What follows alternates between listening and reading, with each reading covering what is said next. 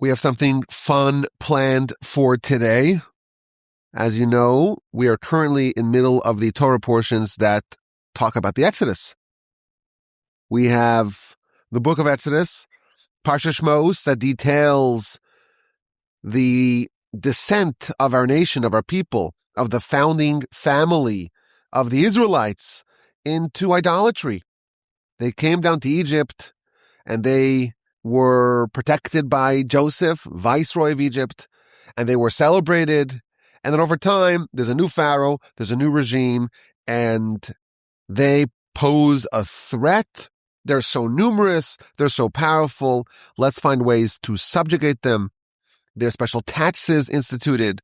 They are forced to do back-breaking labor. There is government enforced infanticide. Things are really awful. And we meet Moshe. And Moshe is a tremendously powerful person, an inspired person, someone who's dedicated to the well-being and the improvement of his brethren. And he has a very unusual backstory. He's adopted by Pharaoh's daughter. And then when he stands up for his brethren, they want to kill him. He has to flee. He's in Midian, burning bush, go down to Egypt. He does. He tells Pharaoh, he demands from Pharaoh, release your Israelite slaves. Who's God? Why am I listening to them? I'm going to make it even worse. And then he comes back. And then we have the 10 plagues. And in this week's Parsha, Parshas Bo, we have the actual Exodus. After 10 plagues, and the last plague, the death of the firstborn, Pharaoh cries, "Uncle, leave!" He banishes them from his land, and the nation, the Israelite nation, leaves Egypt with an outstretched arm on the wings of eagles in great pomp and ceremony. The Exodus has occurred. Now, at the end of the Parsha, you have 2 paragraphs that talk about all sorts of different things, but they both end with a commandment to place these words upon your heart as a sign between your eyes. It's a reference to the tefillin. And there's a comment by the Ramban, Nachmanides. I think it's undisputed. It's his most famous comment in all of Torah. And when my grandfather spoke about this comment to his students, he said, everyone needs to learn this comment in the Ramban by heart. That's what he wrote. This comment is so foundational. The comment that the Ramban offers at the end of our Parsha to the section on the Torah section on tefillin, on the phylacteries, the boxes, the compartments, the scrolls upon your head, between your eyes, upon your arm, opposite your heart. It's so important, you have to know it by heart. And when you read it, you see why. Because it addresses many foundational and fundamental principles of our faith. And it's also, it addresses the heart of the matter.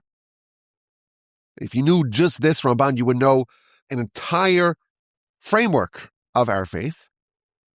But it's also chock full of all these other amazing insights. For example, we know the Exodus plays such an important role in the story. I was thinking that if I wanted to tell the Exodus story, you could probably do it in 1 or 2 sentences.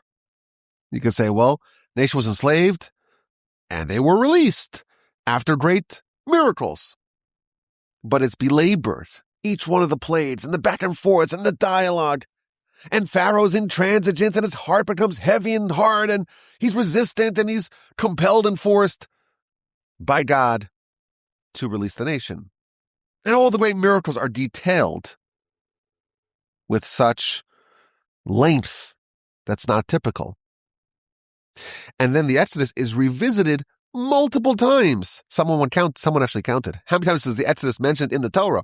61 times it's mentioned. And there's a commandment.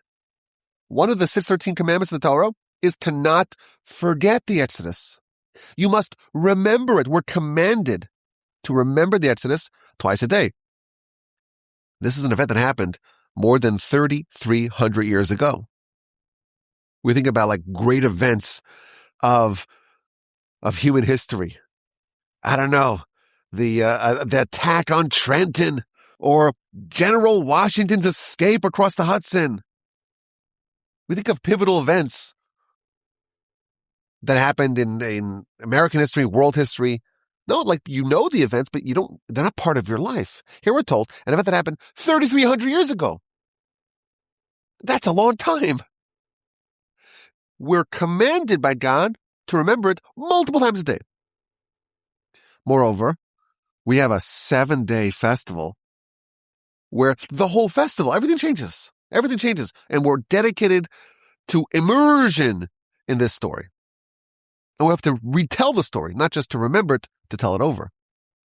Oh, and then there's another 7-day festival, Sukkot, and it's also about the Exodus. And there's another festival, Shavuot, and it's also about the Exodus. And Rosh Hashanah, Yom Kippur, and even Shabbos. Every Shabbos, we declare this is a remembrance for the Exodus. And so many mitzvos orient around this event. Why is it so central? Why is it so indispensable? Why must we never forget it? It's a prohibition to forget the Exodus. That's an important question. But you could expand the question and say, well, why do we have mitzvos to begin with? What's the purpose of mitzvos? And you can expand the question, well, what's the purpose of created existence? Why did the Almighty, who preceded the world, why did he create the world, the universe? These are all central questions, and all of them are addressed in this one comment. You read the comment, you're like, wow, so many things here, so important. This, if there were to be a comment in the Ramban to remember by heart, it will be this. So I think it's important at least once a year to revisit it. I told some of my students, I said, well, we have to learn this by heart. They're like, what? By heart? It's so long. It's not that long, and you could do it. It's not that hard. But certainly, we should have an appreciation about what we're about to study, because it is very foundational. So the parsha ends with 2 paragraphs found in the tefillin. Of course, if you look at the tefillin, the one on the head, it has 4 compartments. In each compartment, if you were to open it, not advisable, unless you're a professional. Since I got my pair of tefillin before I was bar mitzvah, it's already some time ago. I had it opened only once. You want to make sure that everything's good. These are scrolls, and God forbid they would be left outside in the sun; they could melt. I had it opened once by a professional, and he told me it was one of the nicest pairs of tefillin he's ever seen in his life, and he's seen thousands. He says one of the top 2. He told me top 2 or top 5. That's what he told me, which made me very happy. But you don't open it. But if you were to open it, you'll find in the one on the head, you'll find 4 compartments. In each compartment, there's a small little hole, a slit. And in that, there's a scroll. And you open up the scroll, and it has 2 paragraphs from our parsha. Right after the Exodus, there's these 2 paragraphs that talk about the tefillin and other things. And there's 2 more paragraphs from Devarim, from Deuteronomy, chapter 6 and 11, the first and the second paragraphs of the Shema. And there's obviously some sort of connection between the Exodus and the tefillin. And that's the Ramban's kind of initial question. Why is the law of the tefillin and the paragraphs that are instructing about the tefillin and are included in the tefillin, why is it placed right after the Exodus? Like the first thing we're told after the Exodus is this. So he tells us that the root of this mitzvah is that we should write down about the Exodus on a scroll and place it on our head and place it on our arm, because the head, that's near the brain, obviously, and the arm, it's opposite the heart. And that's the seat of our thought, of our intelligence, of our mind, of our emotions. And we have to place the Exodus and a recounting of the Exodus and a reference to the Exodus as an adornment on our arm and on our head, because this event is so pivotal, it must always be resting upon our heart and upon our brain. And then he tells us, well, there's two more paragraphs. And if you look at those paragraphs, the Shema talks about one God, to believe in one God and to remember all the mitzvos, and to love God and to fear God and to study His Torah and to place the Torah upon your heart and to believe in the concept of reward and punishment, where our actions, they determine the way God treats us. These are all fundamental principles of our faith. So that, together with the Exodus, is placed upon our head and upon our heart. That's the purpose of this mitzvah. That's kind of related to our subject, but then the Ramban expands it. This is why this comment is very famous. If this comment just talked about the tefillin and what's the purpose of the tefillin, what's the root of the tefillin, it would be a very noteworthy comment. But after Ramban talks about tefillin, he expands the aperture and gives this incredible essay. And he starts off like this. And now I will tell you a principle that is the reason behind many mitzvos. Like if you think like the Ramban, the holy Ramban, the greatest Jew of his era, one of the great titans of our history. He's like, I'm going to tell you something. You pay attention. Your ears perk up. What's the Ramban going to tell us? A reason behind many mitzvos. And he tells us, in the times of Enosh, grandson of Adam, something terrible happened. Idolatry.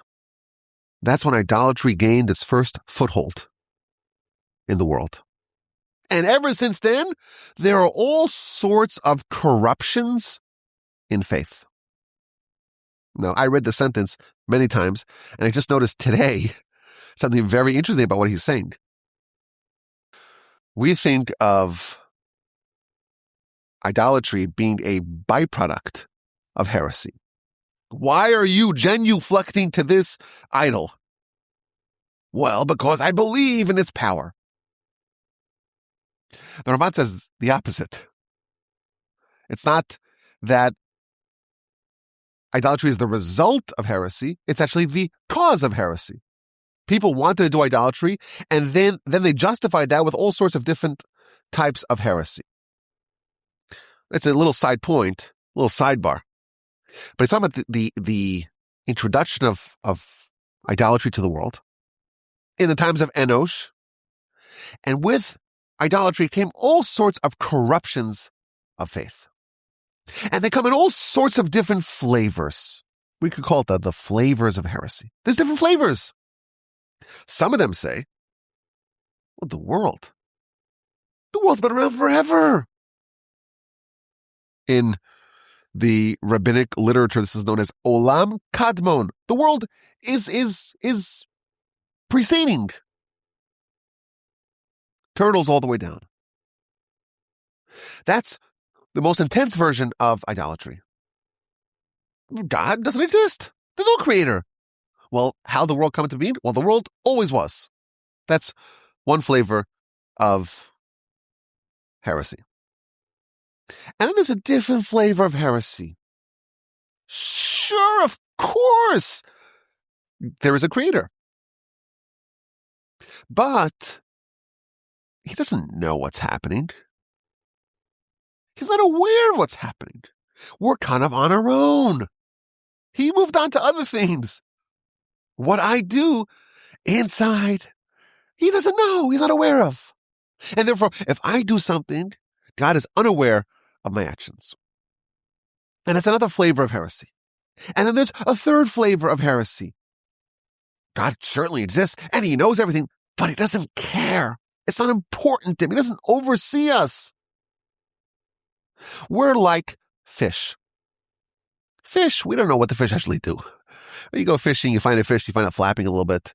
But no one really knows what's going on with the fish. They're hidden. They're underneath the water. No one sees them. No one really thinks too much about them. Humans, we're like fish. God doesn't really care at all about what we do. And therefore, there's an important component in that element of heresy. If God doesn't care, so to speak, what people do, there's no oversight, and there's no consequences.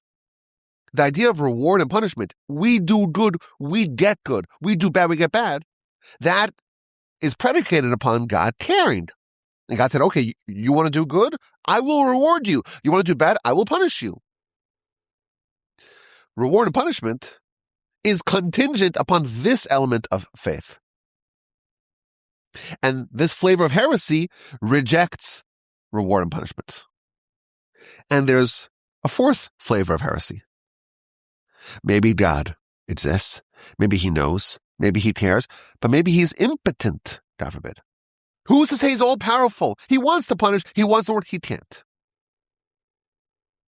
A fourth flavor of heresy. So this is kind of the introduction to the essay, that there was a time in history where there was no idolatry. And where there was no idolatry, there was no corruption in faith. And then idolatry came, and since then there's been all sorts of confusion, all sorts of different flavors of heresy. And the important principles, God exists, and he knows everything that happens, even what's invisible, even what's in your heart. Even if you're in a hermetically sealed environment and there's no cameras, God knows everything. And it matters. He has oversight. He cares. There's reward and punishment. And he is all-powerful.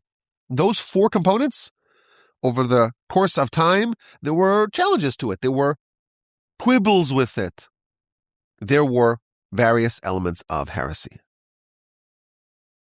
And then, when God is desirous of changing that, and God wants to have a people, or even an individual, to banish those false beliefs, there's a way to instantly dispel all heresy. And that's known as a miracle. What is a miracle? A miracle is a device that the Almighty can employ when he is desirous of employing it to instantly and totally and thoroughly dispel every single element of heresy. So the staff turns into a snake. Then the snake turns back into a staff. And then the staff of Aaron swallows the staff of all the necromancers and wise men of Egypt. And the water turns into blood, and the frogs overwhelm Egypt, and the lice, and the hordes of the animals, and the pestilence that targets every Egyptian-owned animal left outside, and doesn't touch a single Israelite-owned animal. That's a miracle. The boils, the hail, the locust, the darkness. For the Egyptian, total darkness. Suffocating darkness, paralyzing darkness. But for the Israelites, they have light in all their dwelling places. And at the stroke of midnight, every single firstborn, human and animal, of the Egyptians die. And amongst the Israelites, not even a dog is barking. And then there's the splitting of the sea. Amazing. The water turns into walkable, dry paths for the Israelites, and the waters come crashing down on the Egyptians. These are miracles. And what does a miracle do? What's the purpose of a miracle? A miracle is a device to dispel every part of heresy, every flavor of heresy. Because when you have a miracle, it proves that the world has a creator who is involved in the world. Once there's a miracle, it's not tenable anymore to say that the world doesn't have a God who oversees it, who can manipulate it at will. And the term that the Ramban uses for this is that there is a God who is mechadesh, who renews the world. What the Ramban here is also explaining is the mechanism of a miracle. Every moment is a brand new creation. The idea that God created once and then went away, the Ramban is saying that's not how we believe. God is continuously and continually renewing Genesis, renewing the world. So a mechanism of a miracle is that 1 second God creates the water as water. And the next second, God creates the water again as water, and then again as water, and then again as water, continuously for 1,000 years. And then God says, okay, the next creation of the water will be blood. And suddenly it's all blood. That's the mechanism of a miracle. And God knows, and God oversees, and God is all-powerful, omnipotent. Once you have a miracle, you cannot challenge these incontrovertible facts. That is a miracle. And then he adds, when the miracle is foretold ahead of time by a prophet, Moshe comes and says, tomorrow this is going to happen, tomorrow that's going to happen, and so on. Well, another element of faith, the principle of prophecy, is also substantiated by the miracle. So it's amazing. With one miracle, you have this tremendously powerful device. It alone can completely thoroughly dispel all heresy, and thoroughly substantiate all faith, all of Torah. That's what a miracle does. Pretty powerful. The Exodus was a series of miracles. And if you look at how the Torah itself describes the purpose of these miracles, it's to dispel every element of heresy. Chapter 8, verse 18. Pharaoh's told, Lema'an teda, so you know that I am God in the midst of the land. God's not in the heavens, moved on to bigger and better things. He didn't abandon his creation. That's what some heretics think, but now you see that he's evolved. Chapter 9, verse 29. Laman teda, so you know, ki lahashem haaretz. God owns the land. He is renewing it continuously. 9:14. Ba'avur teda, so you know, ki ein kamoni, there's no one like God in the entire land. He has all the power. He is the master of all. He has total dominion. There's nothing that is inhibiting or preventing God from doing what he wants. The Egyptians, they were heretics. They rejected these principles. Maybe they rejected it. Maybe they were unsure about it. They weren't convinced. And now we have these miracles. And these are signs. These are witnesses, true witnesses in faith. In faith in God, the creator of all, and in his Torah. So Ramban gives us a history of heresy. The purpose of a miracle is to dispel all of that, and that's what happened at the Exodus. But what does this have to do with us? These events are thousands of years old. Today, we're engaged with these events. And how does it relate to mitzvos? How is this supposed to impact our lives today? That's the next part of the essay. Says the Ramban. God doesn't perform these miracles on demand. Every wicked person, every heretic could say, oh, show me a sign. That's not how it works. I had a friend who once told me, if I see the bayou split right now, I'll believe in God. That's not how it works. A miracle proves a reality. And it proves it convincingly. It's up to us to perpetuate that faith. So we're commanded to remember it. Make a sign for what you saw. Transmit it to your children, and your children to their children, and their children to the next generation, up to the final generation. God doesn't do this all the time. That's not the system. The system is you cannot compel a miracle to happen. In order for us to maintain that fire of faith that we absorbed at the Exodus, we're commanded right after the Exodus. Make an adornment on your head. Write this and put it on your head at all times. And put it by your heart at all times. And say it every single morning and every single night. And have 7 days of immersion in this twice a year. And every single week you revisit it. And you tell the story. And there are so many mitzvos that orient around this. This is a watershed moment in all of human history. Because everyone who was present, everyone who witnessed it, knows for sure all the principles of faith. God exists, all-knowing, all-caring, all-powerful. Oh, and he also communicates with prophets. That was accepted by everyone. God's not going to do this all the time. This is a one-time event. Yeah, there are other miracles as well, but this is it. This is the foundational miracle. And therefore, the Almighty instituted so many different ways for us to pass this forward, to perpetuate it, to relive it. We're commanded to never forget it. This must never depart our purview. My grandfather used to tell a story of Rabbi Israel Salanter. He once went to an inn, a tavern, and he found the Jewish owner of the tavern who had become weakened in his faith. And the reason why is because he once had a visitor who was a mastil. A mastil is a Jewish person who's saying, I'm rejecting the religion. And this person took non-kosher meat and he put it by his mouth and said, if God exists, I should die on the spot when I eat this non-kosher meat. And he swallowed the whole piece of meat. Nothing happened to him. And this innkeeper couldn't believe it. How's that possible? Why didn't God kill him on the spot? So he started to waffle in his faith. And Rabbi Israel Salanter was there visiting, talking to this person. And as they're chatting, the innkeeper's daughter shows up.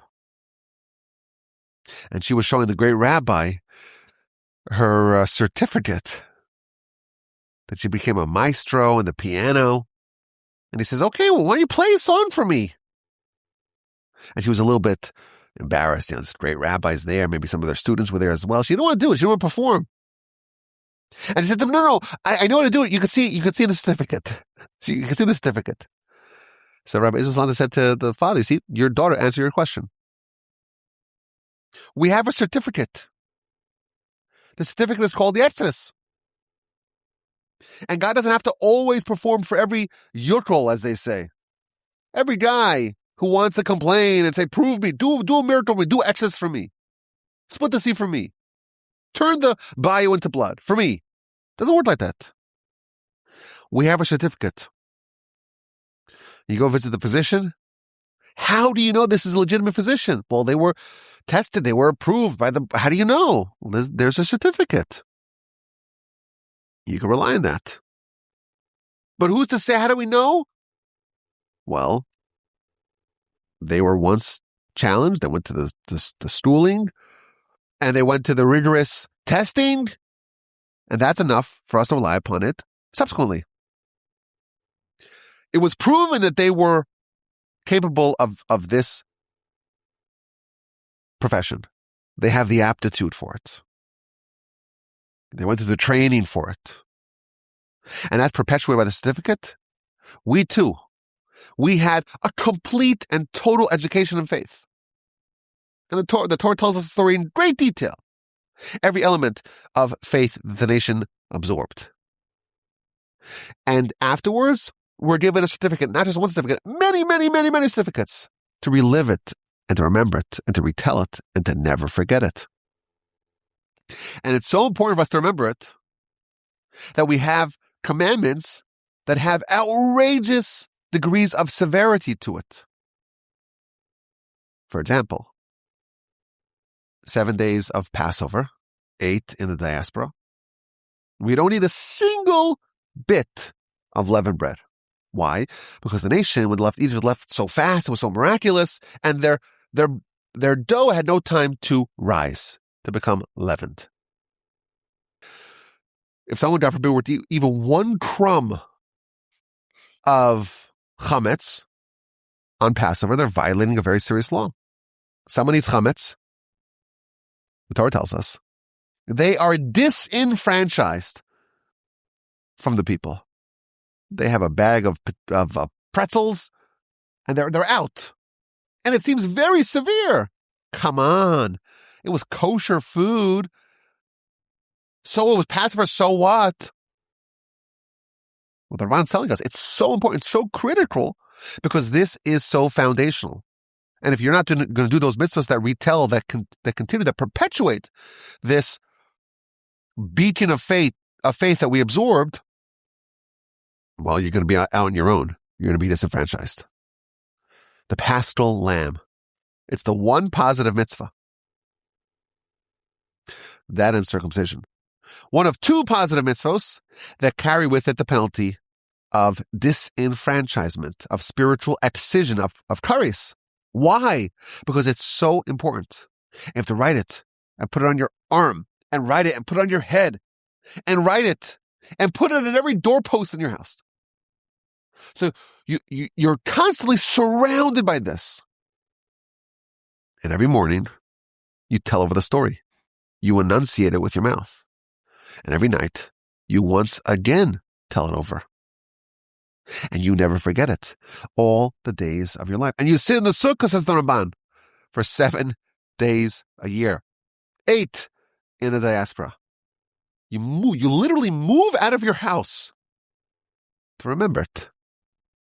This is just a sample, but there are many, many mitzvos that serve as a zecher liyetzias Mitzrayim, as a remembrance for the Exodus. And all of it is to serve for us as a witness, to retell and perpetuate the story, so they shall never be forgotten. And there should not be any opening, any wiggle room for any heretic to repudiate faith. And you can see what a fascinating and well-structured essay that Ramban here is telling us. And he continues. He's going to broaden the aperture even further. And there's some very iconic lines upcoming. If someone buys a mezuzah, it's the most basic Jewish activity that someone can do. You buy a mezuzah, how much does it cost? The prices have gone up recently. It's $100 a mezuzah, maybe $150. You want a really nice one. But you buy a mezuzah, it's affordable to most people. If it's not, well then, you can buy a cheaper one. And if you can't even afford that, send me an email. I'll send you one in the mail. rabbi@wolbajima.com. But you procure a mezuzah. And you put it on your doorpost. And you actually for a second think about what you're doing. What am I doing? I'm taking what the Torah tells us, these 2 paragraphs in the Torah, and I'm putting them on my doorpost.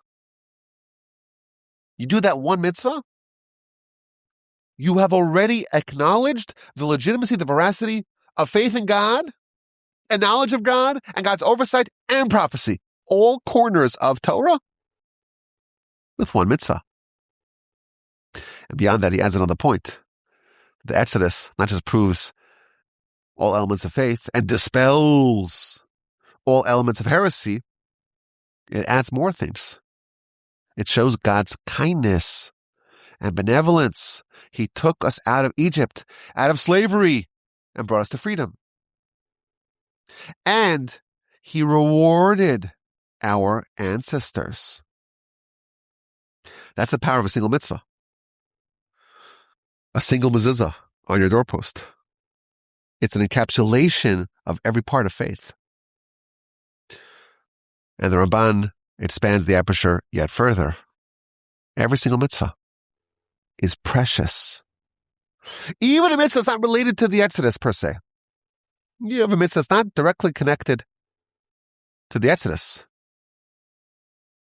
We have to pursue it tenaciously, doggedly, as if it was a very stringent mitzvah.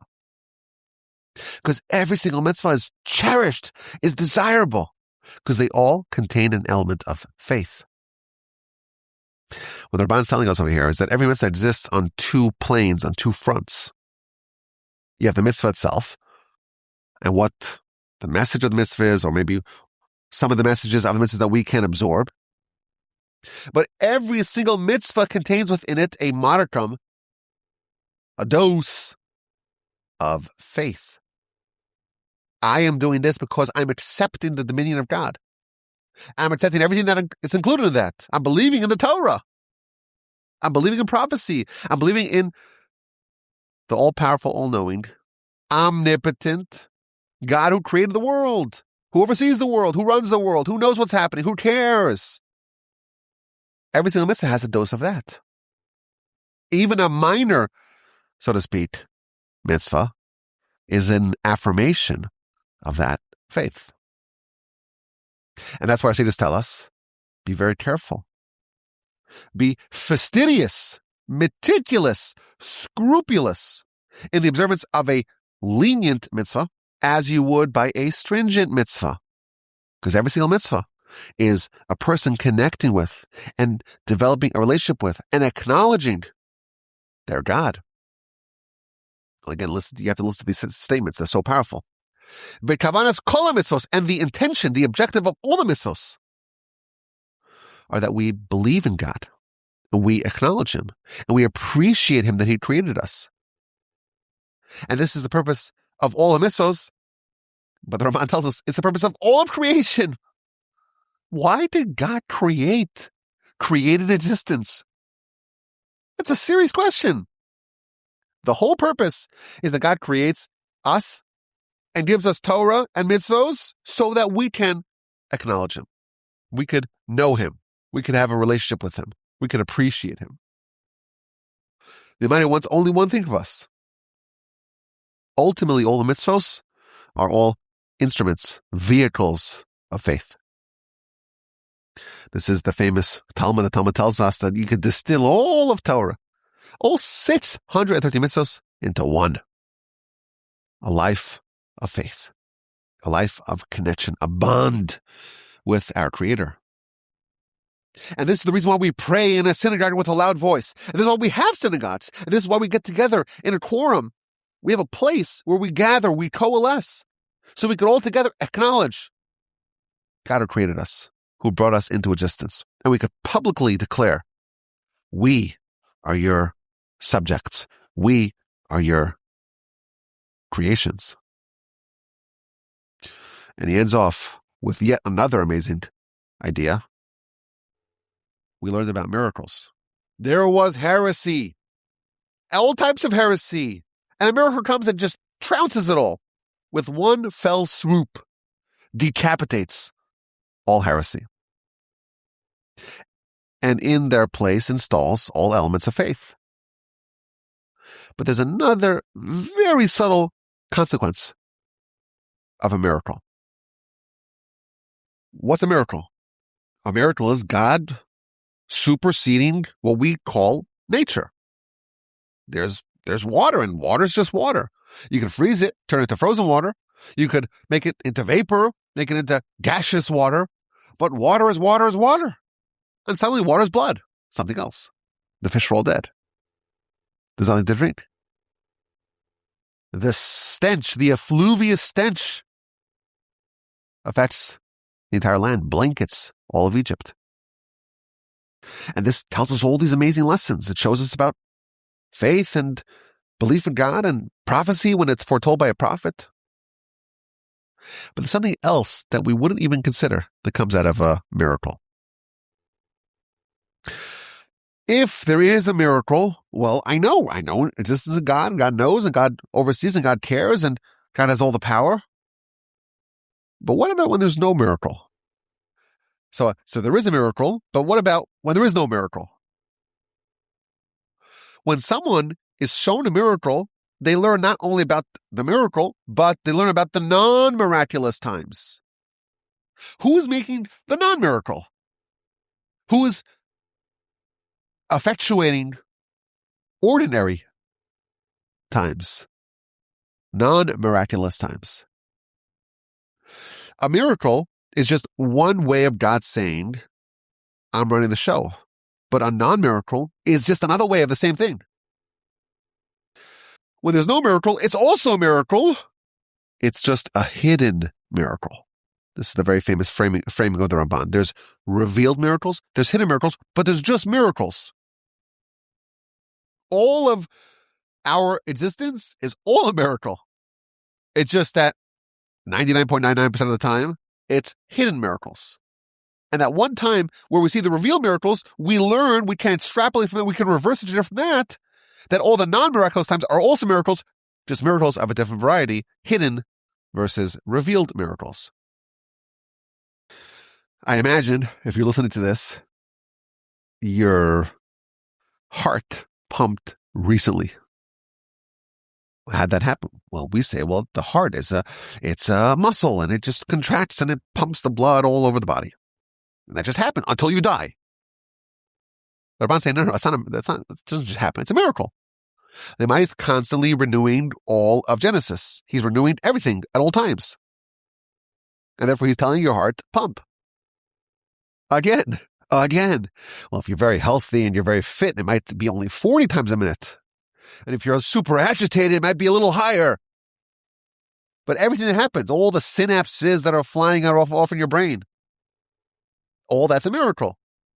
Every time you're able to move and think and walk and a grass grows, all that's a miracle. Every drop of rain is a miracle. Everything that happens, it's all miracles. It's just that it's hidden miracles. Because it's continuous miracles of the same variety, we don't notice it. That's okay. But once there is a departure from that, you see a revealed miracle, you will learn about the other times that they're also miracles, just miracles of a hidden variety. That's what the Ramban tells us. From the revealed miracles that are publicized from the Exodus, we can learn about the hidden miracles, which are, again, the words of the Ramban, Yesod HaTorah Kula, the foundation of all of Torah. Again, I got to read it to you because it's very powerful. A person has no portion in all of Torah until they believe that there's no such a thing as nature. Nature doesn't exist. It's just miracles. Everything is miracles.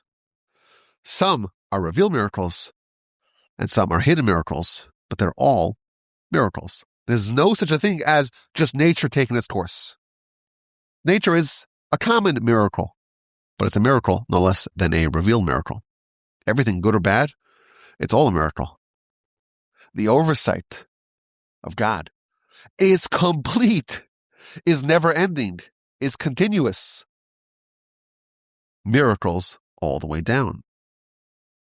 The Exodus is a watershed moment of our nation, of our people, of our faith.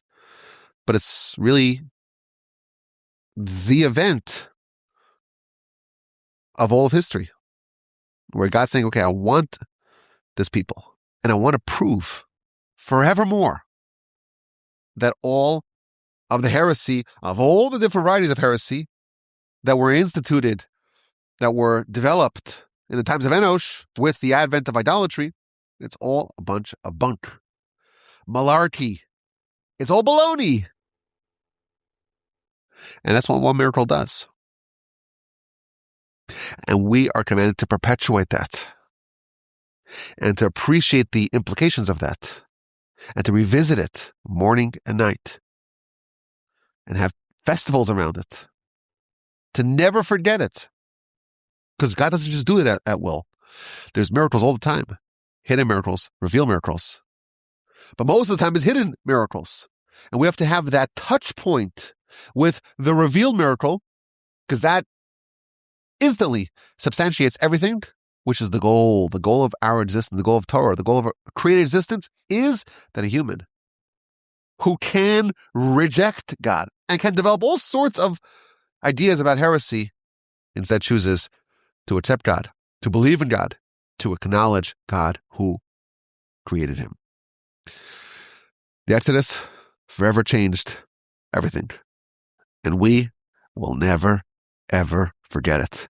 We'll bind it to our heads, to our brains, to our arms, to our hearts, relive it, revisit it, retell the story forever and ever. This is the Ramban, an amazing comment at the end, the last verse of our Parsha. I think it's undeniably the most famous comment of his in the whole Torah. And again, my grandfather Mary said, this you have to know by heart, because it's so foundational. And now we know why. I thank you for listening to this. My email address is rabbiwolbe@gmail.com. We've learned some fundamentals, foundations of faith. And send me an email if you like it. If you didn't like it, rabbiwolbe@gmail.com.